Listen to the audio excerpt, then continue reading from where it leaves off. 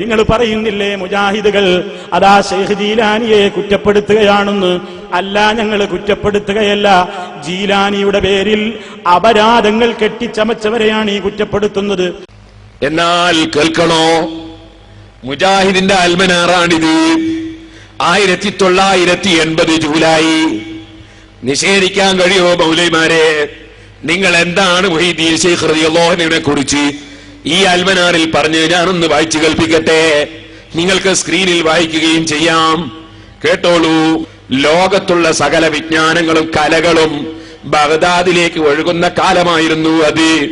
ഇന്ത്യയിൽ നിന്നും പല വിജ്ഞാനങ്ങളും തത്വശാസ്ത്രങ്ങളും അക്കൂട്ടത്തിൽ ഒലിച്ചു വന്നതിൽ വഹദത്തുൽ വജൂദ്, അദ്വൈതം, ശൈഖ് അബ്ദുൽ ഖാദിറിനെ വല്ലാതെ ആകർഷിച്ചു.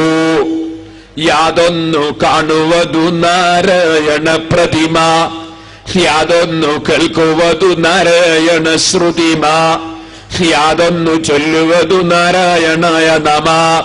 വഹദത്തുൽ വജൂദിന്റെ ചെറിയൊരു നിർവചനം മേൽക്കൊടുത്തതിൽ നിന്ന് ലഭിക്കും. ശ്രീ ശങ്കരാചാര്യരുടെ ഈ തത്വശാസ്ത്രം ശൈഖിന്റെ ചിന്തയിൽ സ്ഥലം പിടിച്ചു.